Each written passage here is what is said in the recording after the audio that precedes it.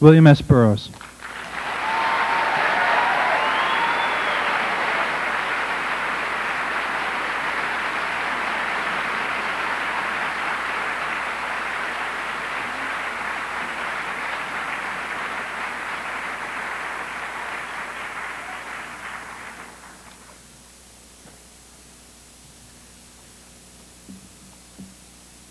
I get letters from young people asking me for a few words of advice.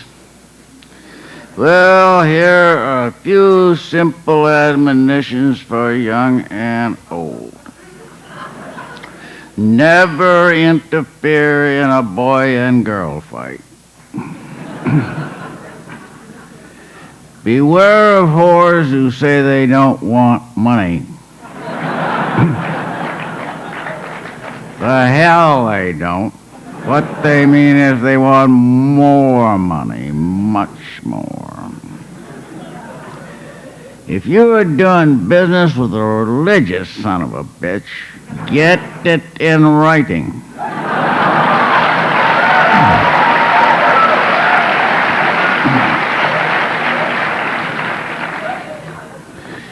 His word isn't worth a shit. Not with the good Lord telling him how to fuck you on the deal.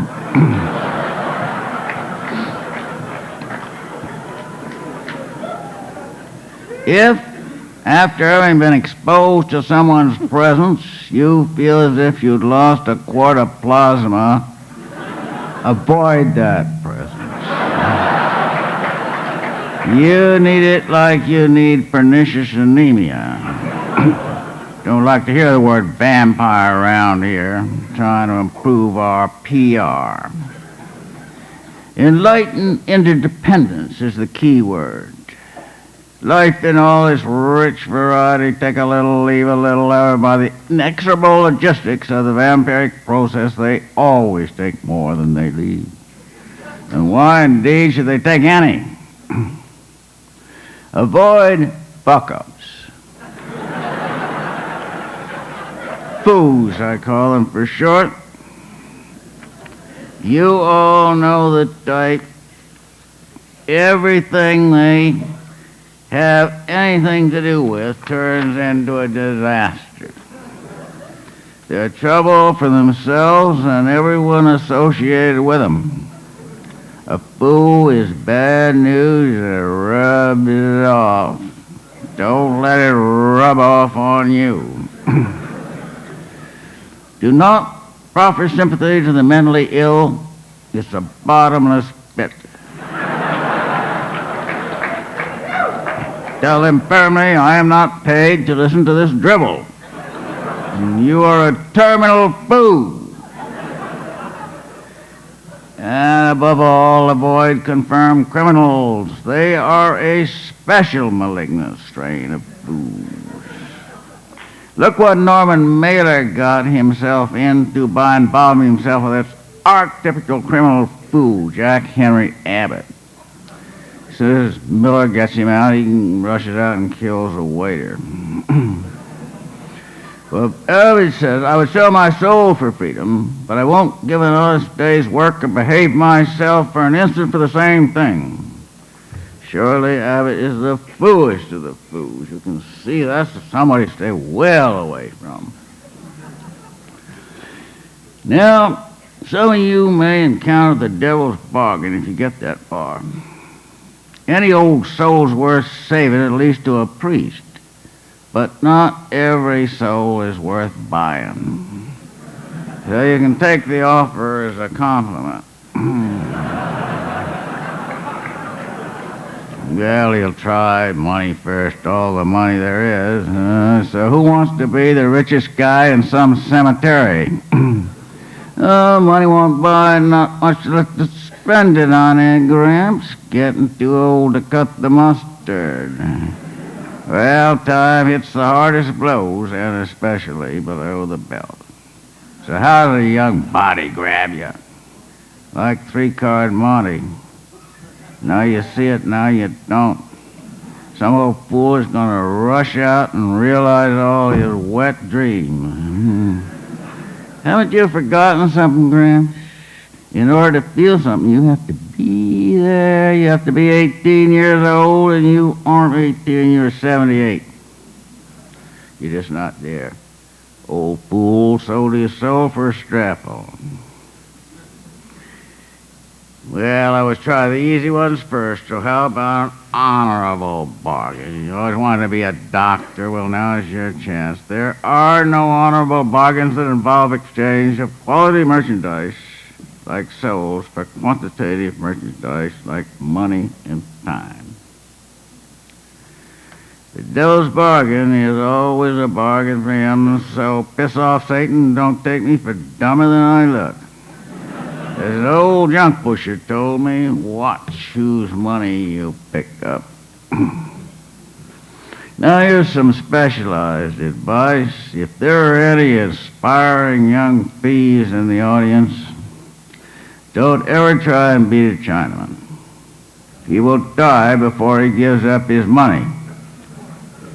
I remember a young hoodlum named Eddie who learned the hard way. Eddie and two other bums need some money on a Saturday night, so they decide to heist this Chinese laundry below street level, one little skinny chink down there, iron his shirt, so all they have to do is flash a gun and he will fork over. So they think, but instead he comes up with a meat cleaver screaming, "Fuck you, fuck you, fuck you." And they wisely heed the words of the immortal bard, stay not on the order of your going, but go at once. So out in the street, this kid is laughing about it. Oh, thank you. Yeah. Well, you can't win them all and imitating the chime. Pluck you, pluck you, pluck you. What are you all looking at me so funny for? Man, you got a meat cleaver stuck in your head. He reaches up and feels the meat cleaver and passes out. They steer him to a hospital and shove him through the door.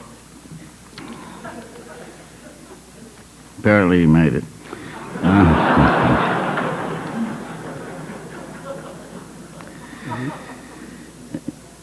Now, this planet could be a reasonably pleasant place to live if everybody could just mind his own business and let others do the same. But a wise old black faggot said to me years ago, some people are shits, darling. And I was never able to forget it. The mark of a hardcore shit is that he has to be right.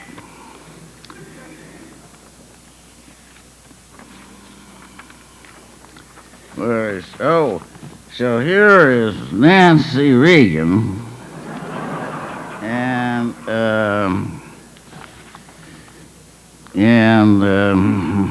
her husband, hand in hand,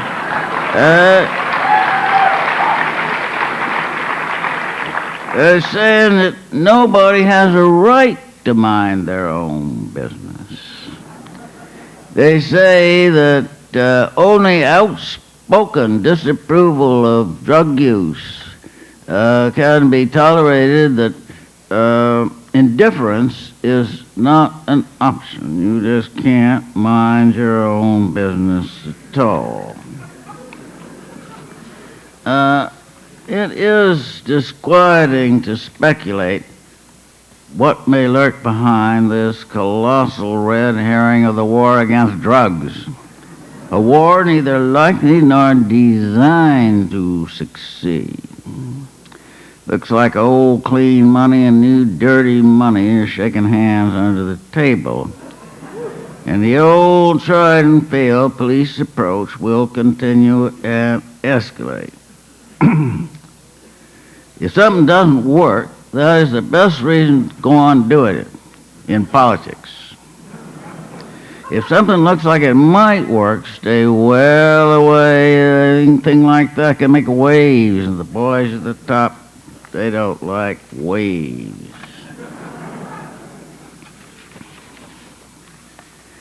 Ansinger's missioner work selling other countries on his disastrous police and punishment approach to the drug problem has succeeded in Malaysia beyond his fondest hopes of mandatory death penalty for traffickers, anyone found in possession of more than half an ounce morphine or heroin and more than 7 ounces of cannabis. As Mahatma Muhammad says, we have to give up a measure of freedom to combat the drug menace.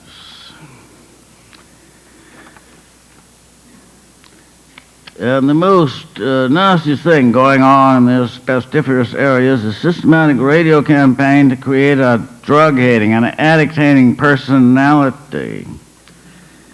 And Muhammad is said to command widespread support for his drug policy. So did Hitler command widespread support for his anti-Semitic program. Substitute the word addict for Jew and der Stormer storms again.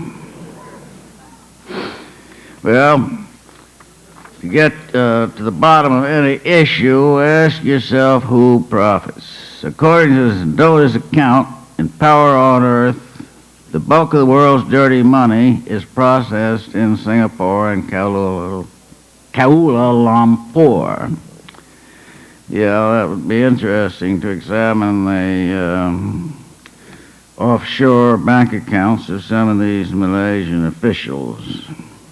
But that's a job for an investigative reporter like Jack Anderson, a job he is not likely to undertake, since he seems to agree with Mahatma Muhammad, I believe. He said he spoke with real passion. So did Hitler speak with real passion.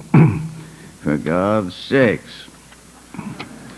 And exactly what his former head of the CIA, William Colby, in exactly what capacity is he retained by the Malaysian government? To see how far a thing like this can be carried and whether it can be exported to America, the danger from drug hysteria cannot be overstated. It could sweep the world and turn the planet into a vast police state. As Muhammad says, you have to give up a measure of freedom to achieve a blessed drug-free state when the narcs will wither away as the KGB withered in Russia.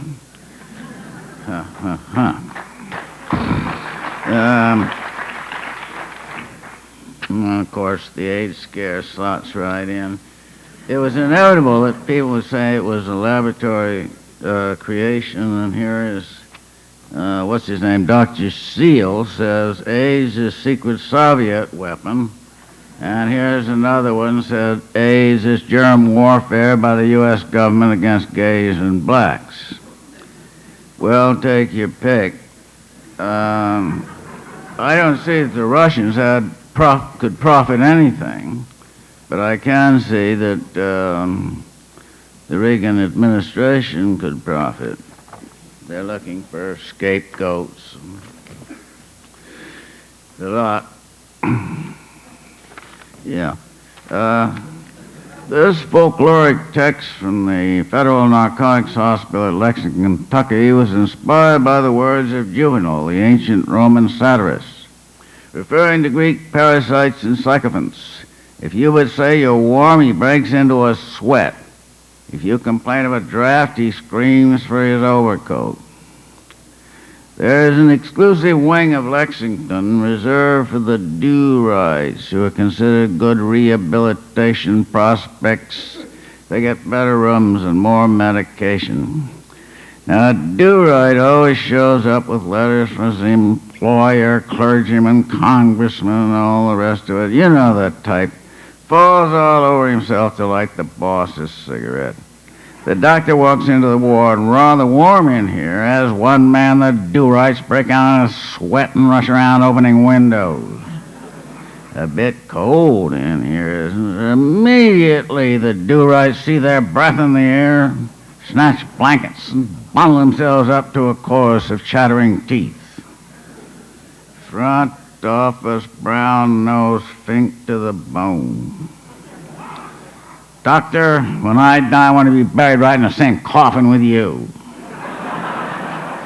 You're the finest, the most decent, the most deeply humane man I have ever known.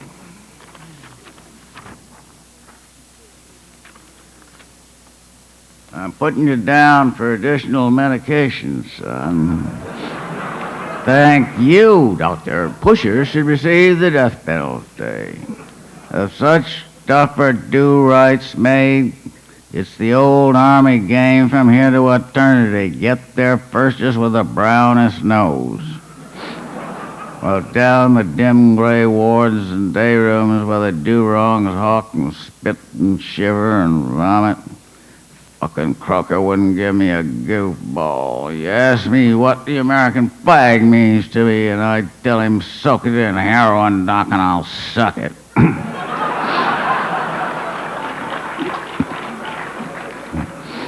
Yeah, he says I got the wrong attitude. I should see the chaplain get straight with Jesus.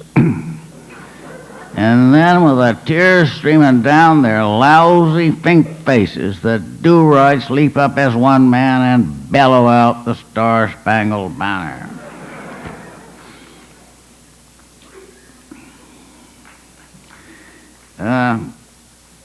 This text called Twilight's Last Gleamings, in which I collaborated with Kells Elvins in 1938, commemorates the first appearance of Dr. Benway. We based this on the Morro Castle and the Titanic. The Titanic was supposed to be sink-proof, and the Morro Castle was supposed to be fireproof, and one sank and the other burned. Was a maiden voyage on the Titanic, and there were a number of rich and very fancy people on board. I think it was Mr. Astor or somebody of that caliber. He and his valet put on full-dress suits and said we are going down like gentlemen. Imagine a frame of mind like that, going down like gentlemen. Glub, glub, glub. But some old gink, Colonel Clinch Smith, who was right on the deck when the Titanic went down, got clear, and latched onto a chicken coop and survived. And that's the name of the game, survival. In our story, Twilight's Last Gleamings, the ship's captain puts on women's clothes and rushes into the first lifeboat. And also in this lifeboat is the ship's doctor. There was actually someone who did this in the Titanic. Somewhere in the shadow of the Titanic disaster, still living slinks occur in human shape. Today, the most despicable human being in all the world.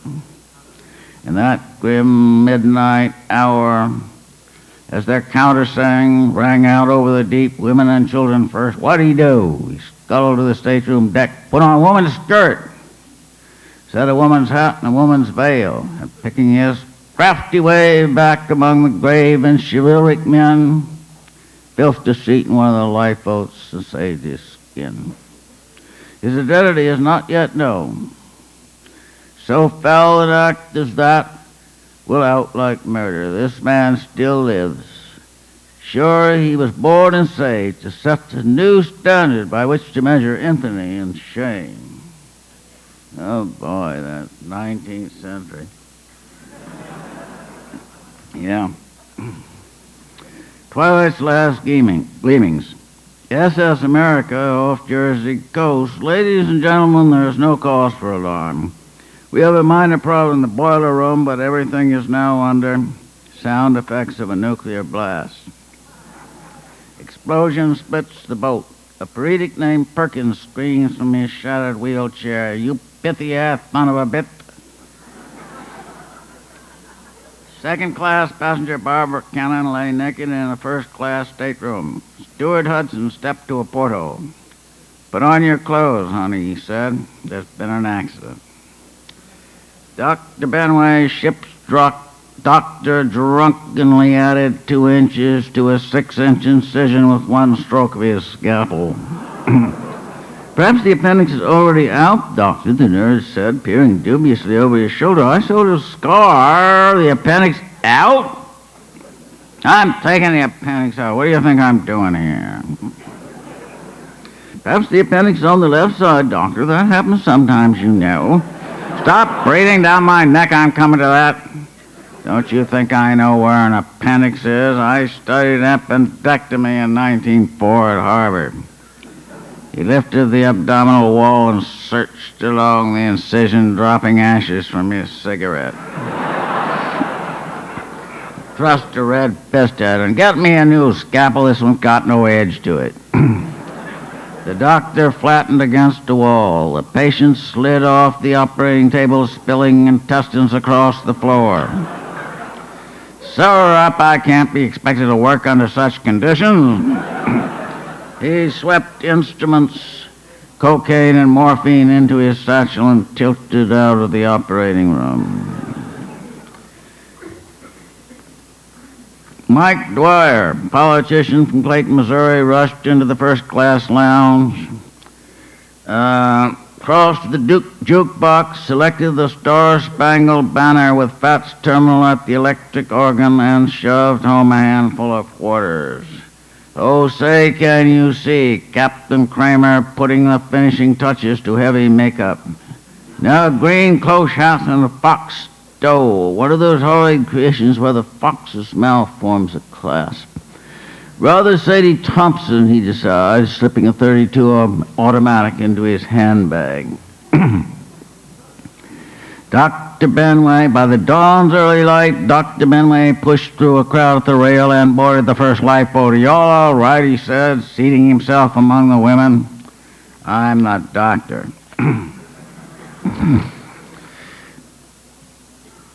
By the twilight's last gleamings, radio operator Finch mixed a bicarbonate of soda and belched into his hand. SS America, SOS ERP, goddamn captain's a brown artist.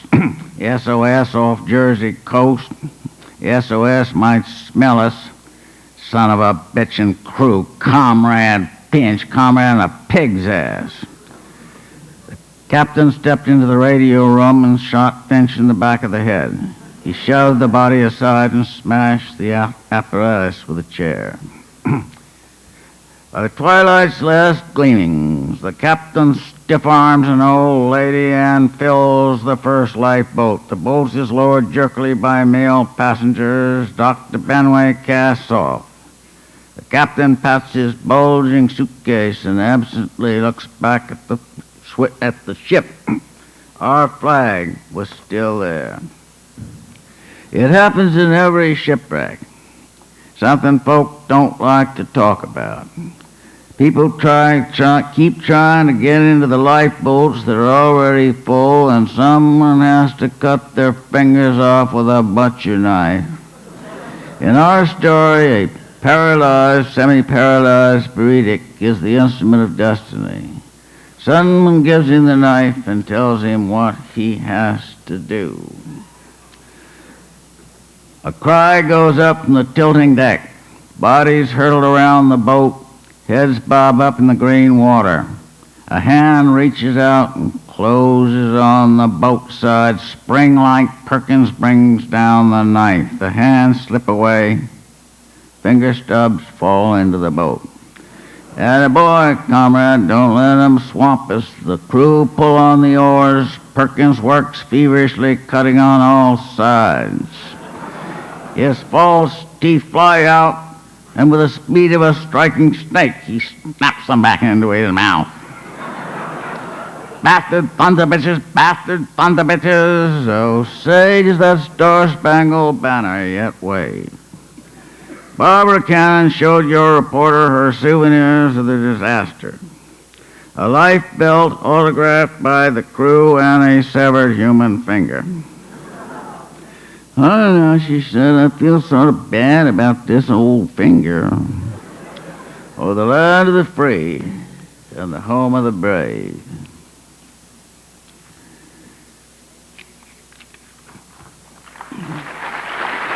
Thank you.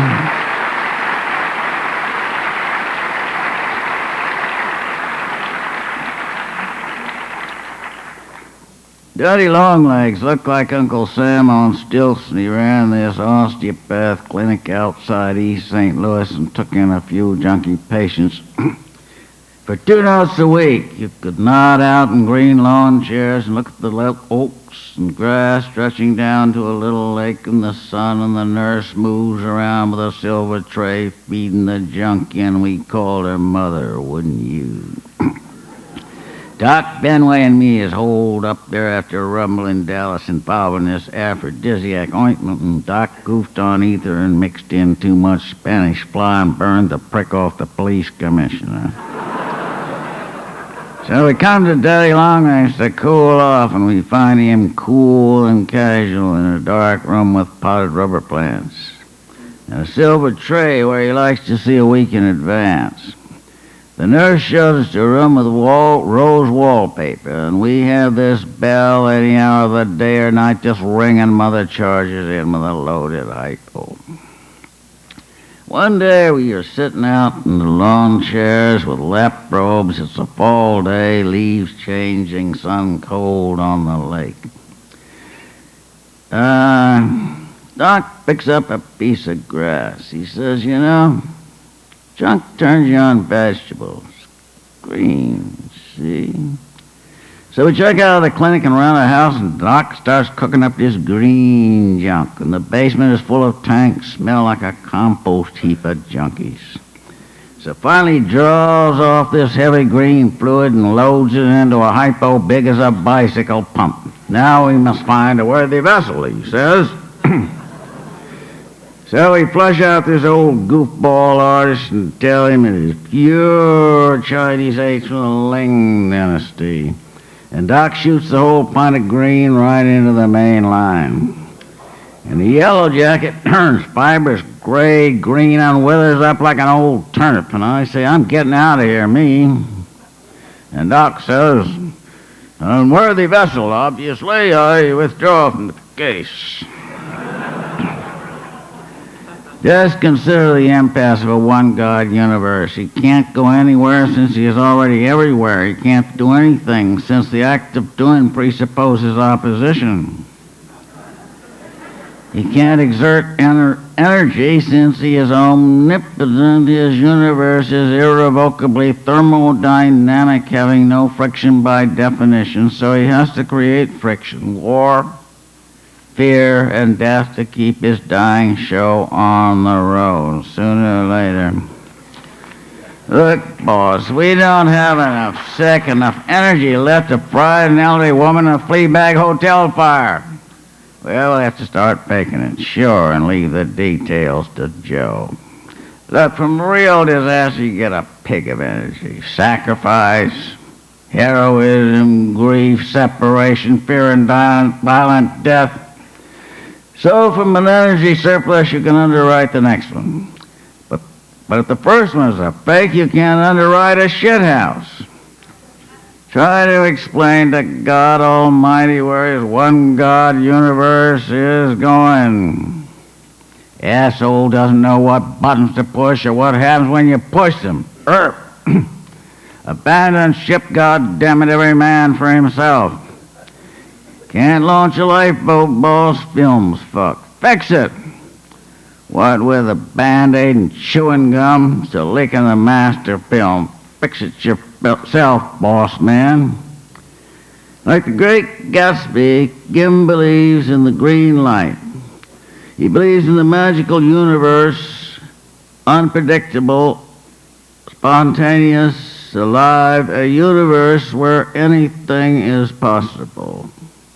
A universe of many gods, often in conflict. So the paradox of an all-powerful, all-knowing God who nonetheless permits suffering, evil, and death does not arise. What happened to Osiris? We got a famine here. Well, you can't win them all. I'm hustling myself. Can you give us immortality? Get you an extension, maybe. Take you as far as the first checkpoint. You'll have to make it from there on your own. Most of them don't. Figure about 1 in a million, and biologically speaking, that's very good odds. Thank you.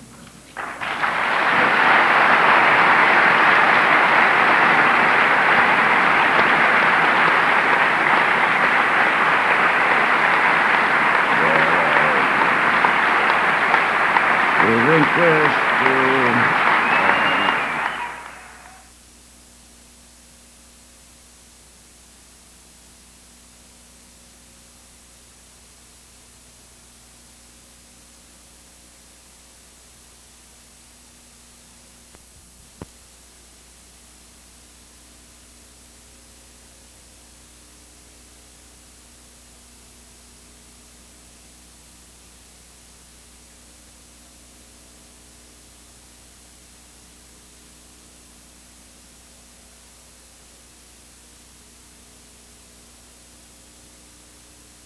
Allen Ginsberg.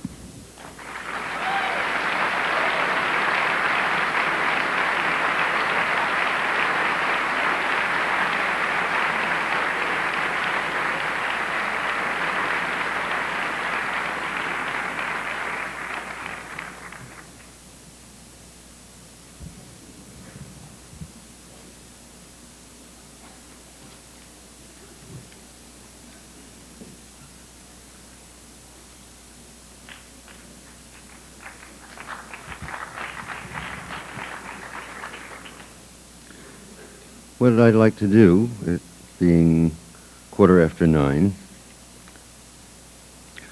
read for 3/4 of an hour or so, or half hour. Adjust the microphone since it's been used, if you'll excuse me.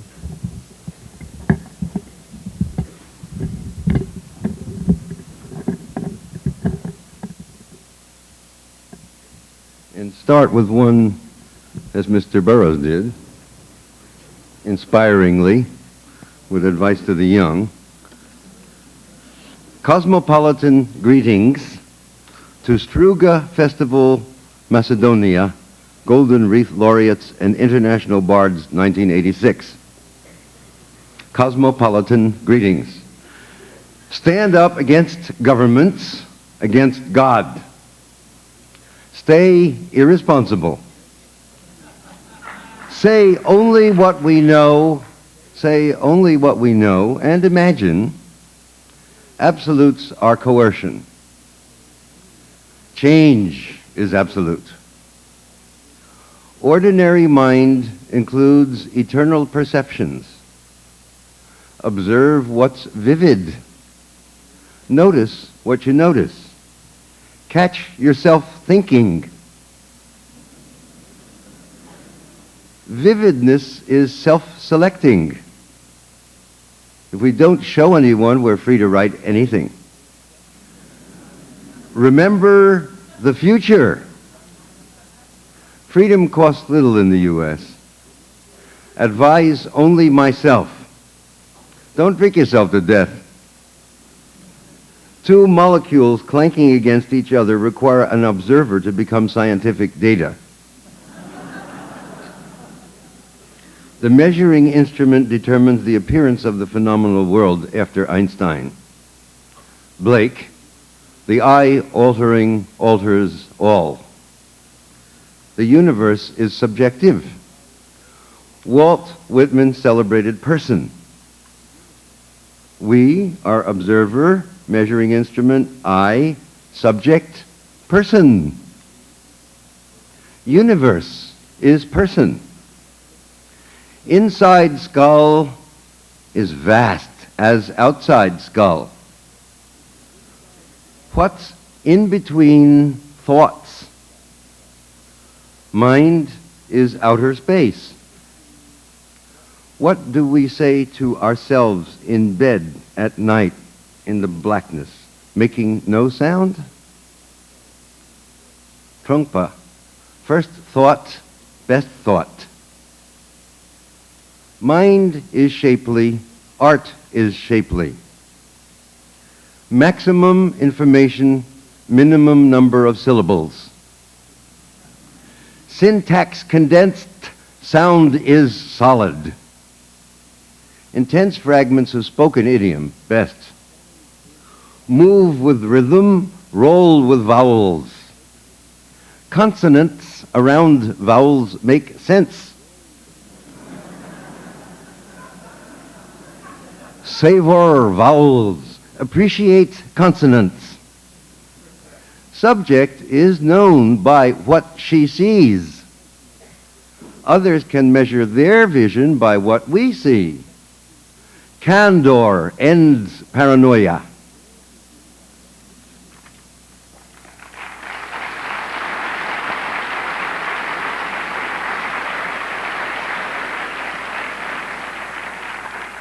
Now back in time, and I'll read forward chronologically, beginning with Sunflower Sutra. 1955. Sunflower Sutra. I walked on the banks of the Tin Can Banana Dock and sat down under the huge shade of a Southern Pacific locomotive to look at the sunset over the Box House Hills and cry. Jack Kerouac sat beside me on a busted, rusty iron pole companion. We thought the same thoughts of the soul, bleak and blue and sad-eyed, surrounded by the gnarled steel roots of trees of machinery. The oily water on the river mirrored the red sky. Sun sank on top of final San Francisco peaks. No fish in that stream, no hermit in those mounts, just ourselves, roomy-eyed and hungover like old bums on the riverbank, tired and wily. Look at the sunflower, he said. There was a dead gray shadow against the sky, big as a man, sitting dry on top of a pile of ancient sawdust. I rushed up, enchanted. It was my first sunflower to see. Memories of Blake, my visions. Harlem and hells of the eastern rivers. Bridges clanking Joe's greasy sandwiches. Dead baby carriages. Black treadless tires forgotten and unretreaded. The poem of the riverbank. Condoms and pots. Steel knives. Nothing stainless. Only the dank muck and the razor-sharp artifacts passing into the past. And the gray sunflower poised against the sunset, crackly, bleak, and dusty with the smut and smog and smoke of olden locomotives in its eye. Corolla of bleary spikes pushed down and broken like a battered crown. Seeds fallen out of its face, soon to be toothless mouth of sunny air. Sun rays obliterated on its hairy head like a dried wire spiderweb. Leaves stuck out like arms out of the stem. Gestures from the sawdust root. Broke pieces of plaster fallen out of the black twigs. A dead fly in its ear. Unholy, battered old thing you were. My sunflower. Oh, my soul. I loved you then. The grime was no man's grime but death and human locomotives. All that dress of dust. That veil of darkened railroad skin, that smog of cheek, that eyelid of black misery, that sooty hand or phallus or protuberance of artificial worse than dirt. Industrial, modern, all that civilization spotting your crazy golden crown, and those blear thoughts of death and dusty loveless eyes and ends and withered roots below, in the home pile of sand and sawdust, rubber dollar bills. Skin of machinery, the guts and innards of the weeping, coughing car, the empty, lonely tin cans with their rusty tongues. Alack, what more could I name? The smoked ashes of some cock cigar, the cunts of wheelbarrows and the milky breasts of cars, worn out asses out of chairs and sphincters of dynamos.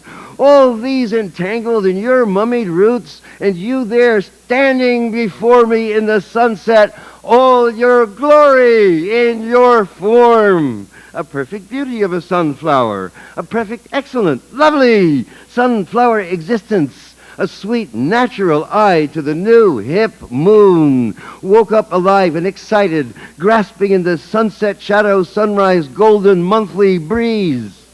How many flies buzzed round you, innocent of your grime, while you cursed the heavens of the railroad and your flower soul. Poor dead flower! When did you forget you were a flower? When did you look at your skin and you decide you were an impotent, dirty old locomotive? The ghost of a locomotive. The specter and shade of a once powerful, mad American locomotive.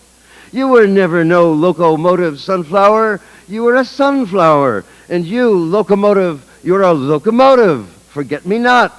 So I grabbed up the skeleton-thick sunflower and stuck it at my side like a scepter and deliver my sermon to my soul and Jack's soul too, and anyone who'll listen. We're not skin of grime, not dread bleak, dusty, imageless locomotive. We're golden sunflowers inside, blessed by our own seed and hairy, naked accomplishment bodies, growing into mad, black, formal sunflowers in the sunset, spied on by our eyes, under the shadow of the mad locomotive riverbank sunset Frisco hilly tin can evening sit-down vision.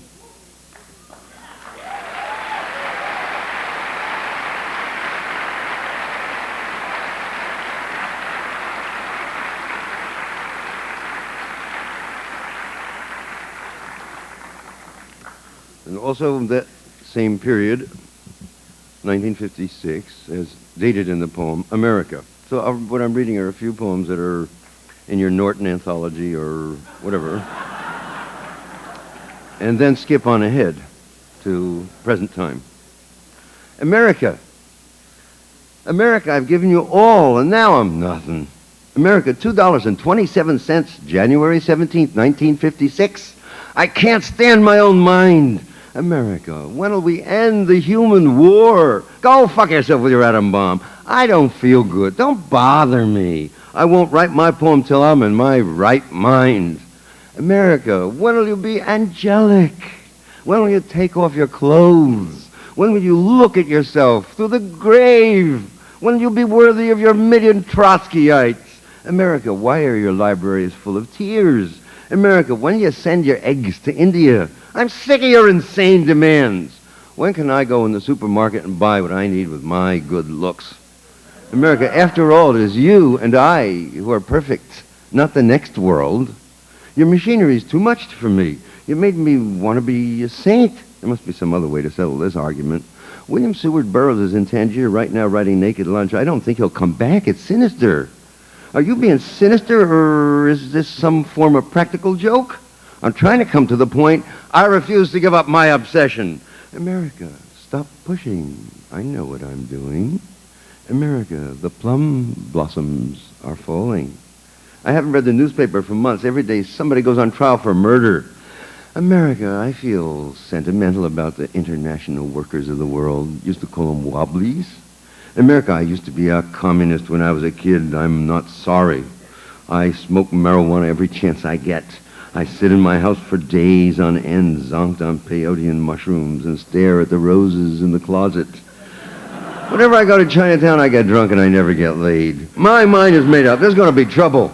You should have seen me reading Marx. My psychoanalyst thinks I'm perfectly right, or at least in the right direction. I won't say your Lord's Prayer. I have mystical visions and cosmic vibrations of ordinary mind. America, I still haven't told you what you did to my Uncle Max after he came over from Russia. I'm addressing you. Are you going to let your emotional life be run by Time magazine? I'm obsessed by Time magazine. I read it every week. Its cover stares at me every time I slink past the corner candy store. I read it in the basement of the Berkeley Public Library. It's always telling me about responsibility. Businessmen are serious. Movie producers, serious. Old movie actors, really serious. Everybody's serious but me. It occurs to me that I am America. I'm talking to myself again. Asia is rising against me. I haven't got a Chinaman's chance. I better consider my national resources. My national resources consist of 2 joints of marijuana, millions of genitals, and unpublishable private literature that jet planes 1,400 miles an hour, and 25,000 mental institutions. I say nothing about my prisons, nor the millions of my underprivileged who live in the megalopolises under my flower pots under the light of 500 nuclear suns. I've abolished the whorehouses, France. Tangiers is the next to go. My ambition is to be president, despite the fact that I'm a Catholic. America, how can I write a holy litany? In your silly mood, I'll continue, like Henry Ford. My verse forms are as individual as his automobiles. More so, they're all different sexes. America, I'll sell you strophes, 2,500 apiece, 500 down on your old strophe. America, free Tom Mooney. America, save the Spanish loyalists. America, Sacco and Vanzetti must not die. America, I am the Scottsboro Boys. America, when I was 7, Mama took me to communist cell meetings where they made speeches like that. They sold us garbanzos, chickpeas, a handful of ticket. A ticket was a nickel, and the speeches were free. Everybody was angelic and sentimental about the workers. It was also sincere. You have no idea what a good thing the party was in 1835. Scott Nearing, who grew up to get maple syrup out of trees in Vermont, was a grand old man, a real mensch. He lived to be 95 years old. Mother Bloor, the Patterson, New Jersey Silk Strikers' eternal woman, Evika Viblica, made me cry. I once saw the great Yiddish red orator Israel Amter playing. Everybody must have been a spy. America, you don't really want to go to war. America, them bad Russians. Them Russians. Them Russians. Them Chinamen. Them Russians. The Russia's power mad. The Russia wants to eat us alive. She wants to take our cars from out our garages. He wants our Iranian oil fields. Her wants our Central American banana republics. She can't have them. We got them. We got them with Marines years ago. We've had Marines there for 100 years. We fought for them. We paid for it. It's our Central American banana republics. Her wants to grab Chicago. Her needs a Red Reader's Digest. Her wants our auto plants in Siberia. Him big bureaucracy running our filling stations. That no good. Ugh. Him make Indians learn read. Him need big black niggers. Ha! Her make us all work 16 hours a day. Help! America, this is quite serious. America, this is the impression I get from looking in the television set. America, is this correct? I better get right down to the job. It's true, I don't want to join the army or turn lathes and precision parts factories. I'm nearsighted and psychopathic anyway. America, I'm putting my queer shoulder to the wheel.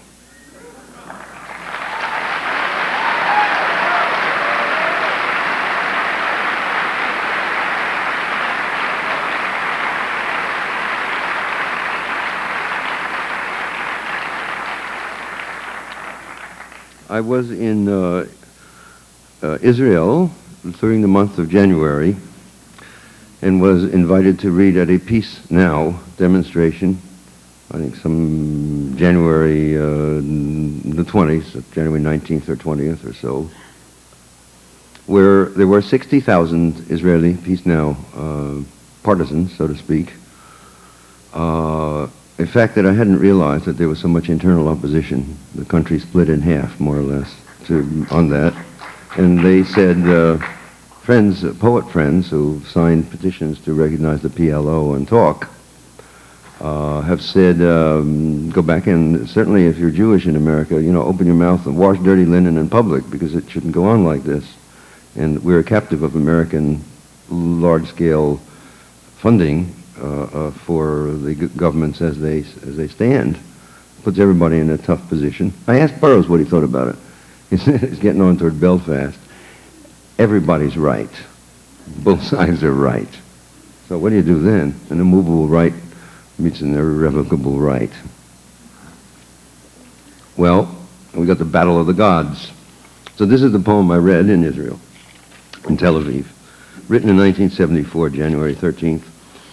Yahweh and Allah battle. Yahweh with atom bomb.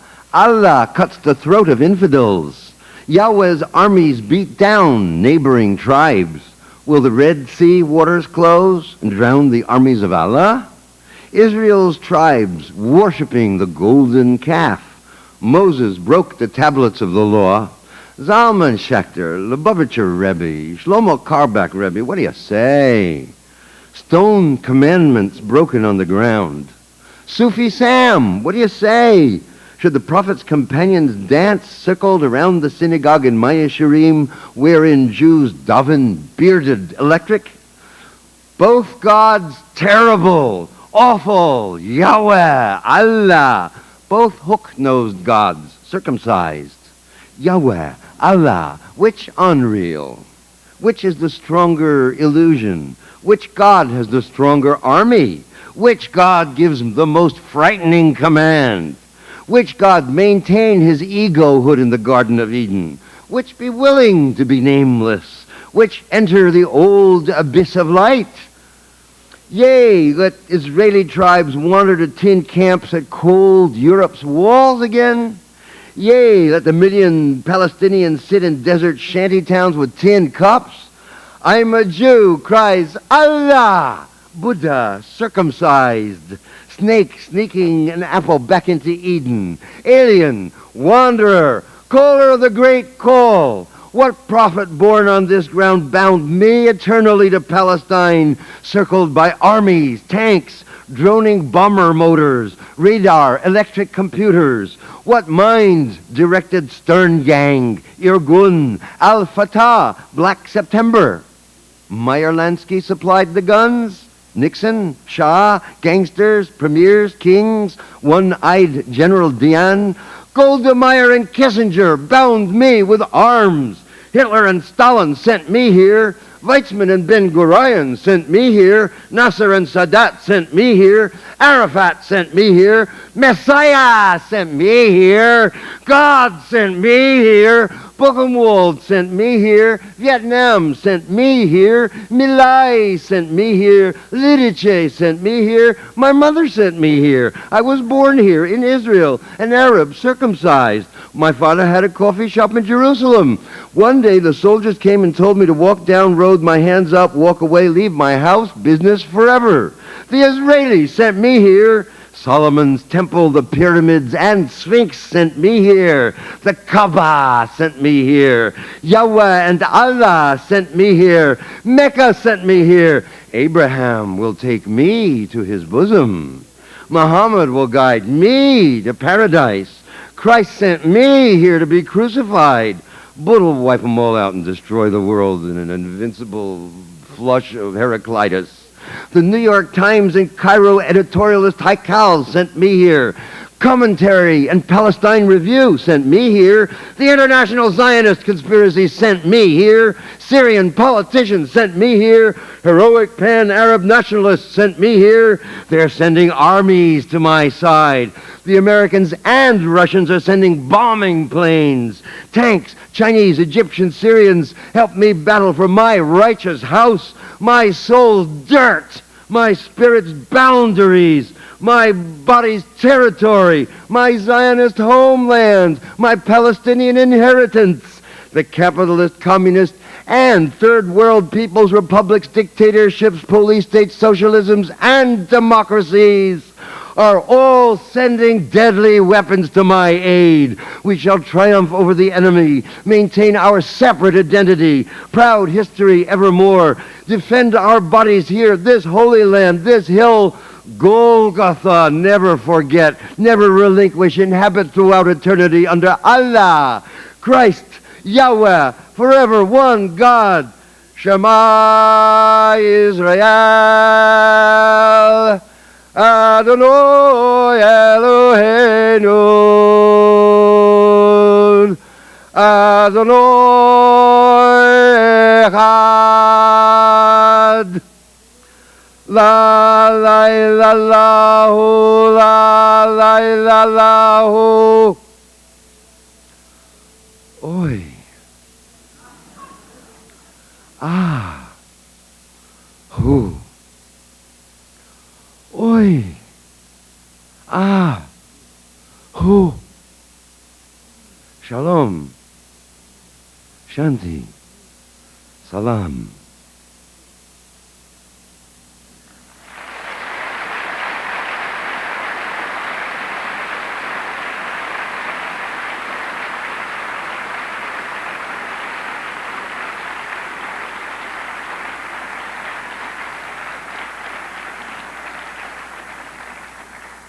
From a book, White Shroud, which are poems from 1980 to 86.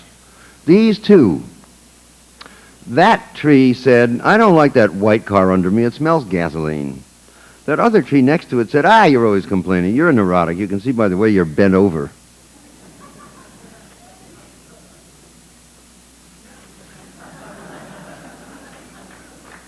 Airplane blues. I drove out to the airport on a blue sunny day, smog brown over Denver, horizon dung gray. Look down on Missouri, vast river bend south. Dakota sky brilliant, cigarette in my mouth. I've had many lovers over half century. I have a new boyfriend, 19 years, he loves me, but I can't get it up, too timid and shy, growing old in my heaven, singing blues in the sky.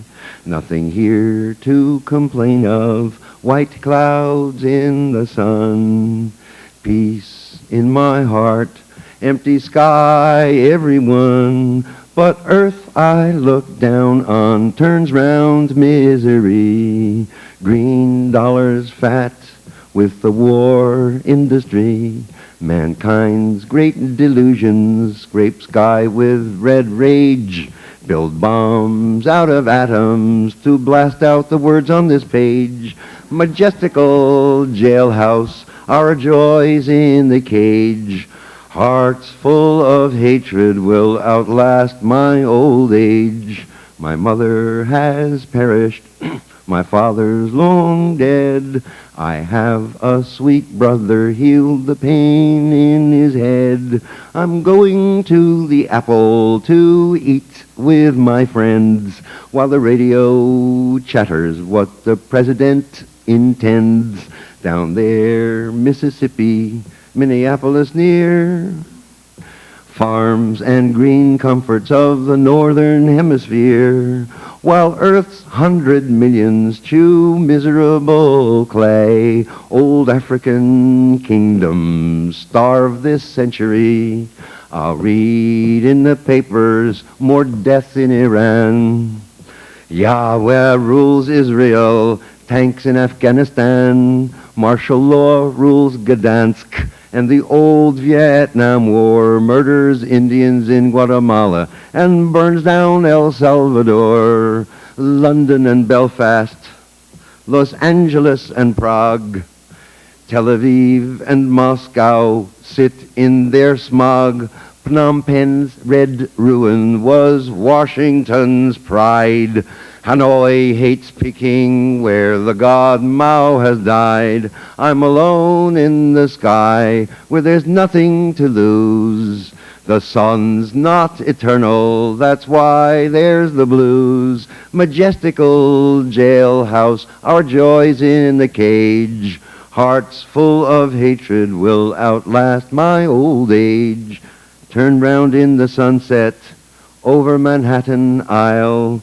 Newark was my birthplace, under the wing for a while. Green gas tanks of Kearney, smog brown in the sky. 7 million black men and white live here and die. Come down over Harlem, red buildings stand still. Dusklight gleams their windows, wheels bound on the landfill. Sky streaked with jet streams, black clouds in the west. In the lower east side I'll go take my rest. I'm alone in the sky where there's nothing to lose. The sun's not eternal, that's why there's the blues. Majestical jailhouse, our joys in the cage.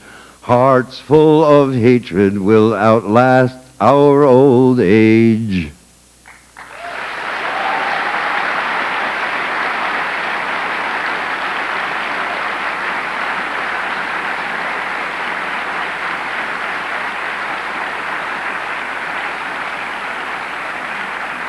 Maturity.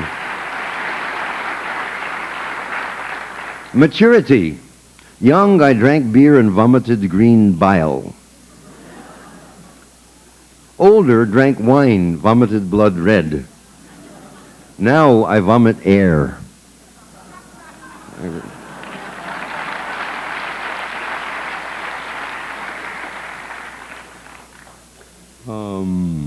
Next. Surprise mind. How lucky we are to have windows. Glass is transparent. I saw that boy in a red bathing suit walk right down the street. It's all so brief. It's all so brief. I've got to give up books, checks, letters, file cabinets, apartments, pillows, bodies, and skin, even the ache in my teeth. China, this is 1984, November 23rd, morning, China, Baoding, China. A dream encounter with an elder poet who gave me advice. So it's titled, since it was, he gave me advice and I remembered it from the dream and wrote it down. So the title then is Written in My Dream by William Carlos Williams. Quote, as is your bearing a common truth, commonly known as desire, no need to dress it up as beauty, no need to distort what's not standard to be understandable. Pick your nose, eyes, ears, tongue, sex, and brain to show the populace. Take your chances on your accuracy. Listen to yourself talk to yourself, and others will also gladly, relieved of the burden, their own thought and grief. What began as desire will end wiser.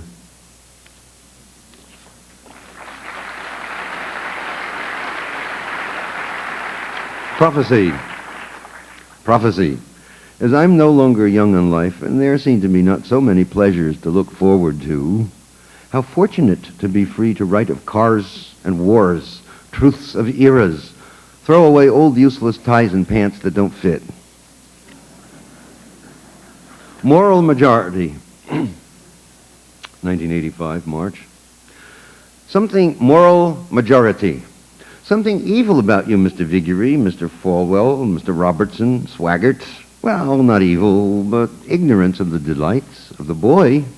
The 1920s have passed. Corsets, chastity belts, whips, the stake, lesbian cities aflame in your fiery eyes. Some old demon, the Satan, in possession of your bodies, 1,000 years old. 2,000 that burnt the parchments of Black Sappho as moralists. I've seen God as much as any man, and he doesn't look like you alone. He looks like me, too. Like all the homosexuals on earth, in Congo, cities of North America, Rio Barrios. He looks like a lavender fairy. Paris salons, 1890, the birds and the bees, like an ambidextrous worm. Male dogs coupling in the Alabama parking lot. Nothing wrong with the family. Mother, father, and Bubba. Nothing wrong with the babe. Nothing wrong with Mr. Falwell, Mr. Robertson, except a little mean streak that isn't God. Just jerks, talk too big for their britches. Inexperienced Bible salesmen interpreting words and letters, not Holy Spirit. Ambitious politically at the expense of the poor, the thwarted, and happy, ruddy kids. Find out Buddha. Enter the great silence and pass through the needle's eye. Then come back happy, laughing, generous, big mouthful of good cheer, not money, honey.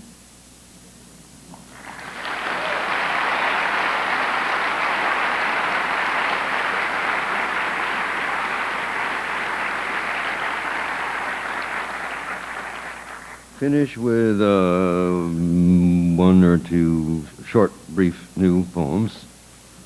And then Tompkins Park. It's that one single declarative sentence, short, 17-syllable shot. Tompkins Park, New York. 4 skinheads stand in the street, light rain, talking under an umbrella.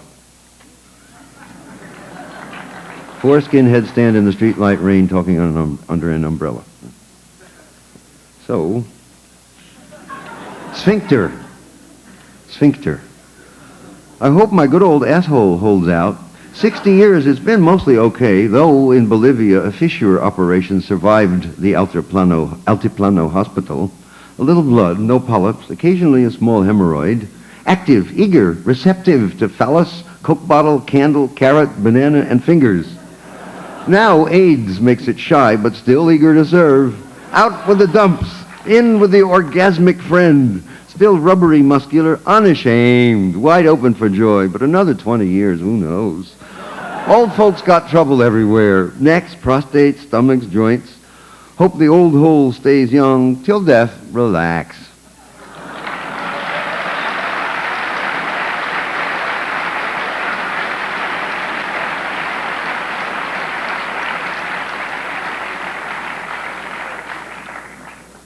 Graphic winces.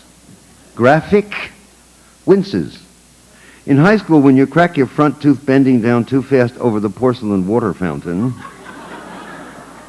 or raise the tuna sandwich to your open mouth and a cockroach tickles your knuckle, or sit on a rattling subway next to the woman scratching the sores on her legs, thick pus on her fingers,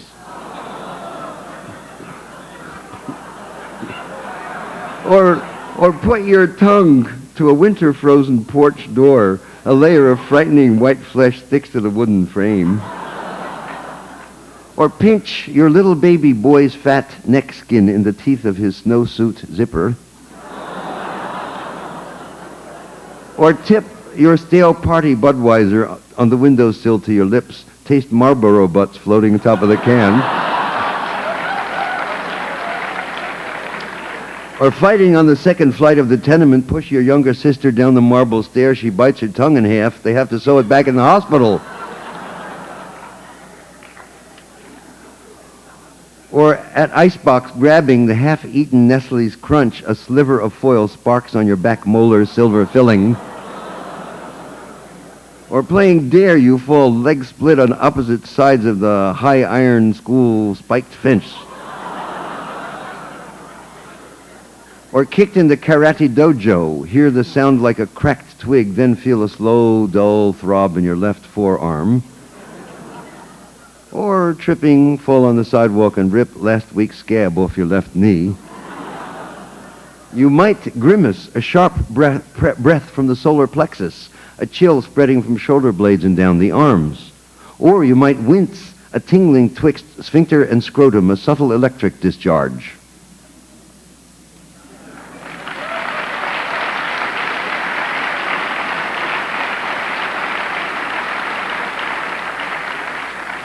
I finish with a song. I was last fall in Warsaw. Talked to some long-hair commune drum makers who smoke grass in the interiors of Poland and their farm regions, who described the nuclear problems that they had. And so with Stephen Taylor, a musician friend, wrote this song on the airport, in the airplane waiting to leave Warsaw. That being, I guess, August 1957. All over Europe, the title is Europe, Who Knows? All over Europe, people are saying, who knows, who knows? Asphodels fine, but next year, what comes with the rose? Cabbage smells good, but depends which way the wind blows. All over Europe, people are saying, who knows, who knows? Wormwood skies'll poison the sea. Revelation. From Oslo to Athens, black clouds have enlightened the nations. Cesium, mushrooms, and milk may mutate the creation. All over Europe, people are saying, who knows, who knows? Woke up in Poland, maple leaves just wilted down. Not a cloud in the sky, inexplicably cold on the ground. Kids in the yard were playing without any clothes. All over Europe, people are saying, who knows, who knows? Phoned up the doctor, official reply, never mind. Same afternoon, suggested we take iodine. 3 days later, Chernobyl's error disclosed. All over Europe, people are saying, who knows, who knows? Slaughtered the reindeer in Lapland, Laps on the dole.